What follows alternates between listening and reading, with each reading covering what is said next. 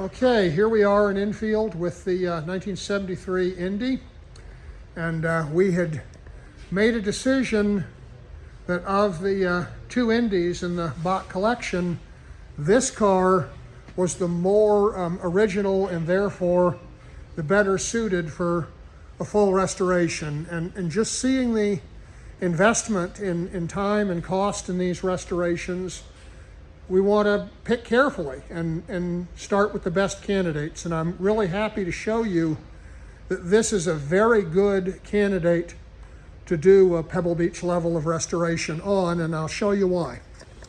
So the body is, body's all stripped down, as you can see.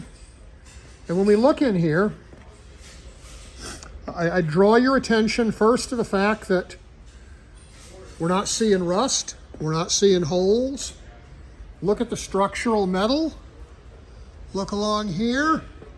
And, you know, it looks rough where it's scraped and stripped, but it is not crushed and wrinkled. There's no accident damage on this car. And, you know, even a slight impact can twist the car and give us, you know, hundreds of hours of repair work to straighten. Look in there, it's all nice and straight.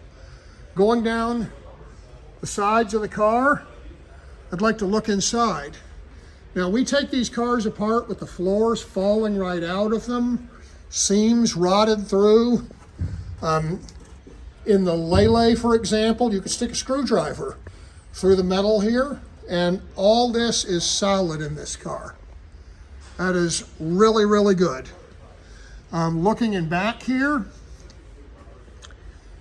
again, all solid and no collision repair. The car's not free of damage. Here you can see some patching where there's rusting behind the rear wheel on the left. Here's a rust patch behind the wheel on the right, but you know, we can live with that. We can fix that so you'll never be able to see it was ever there.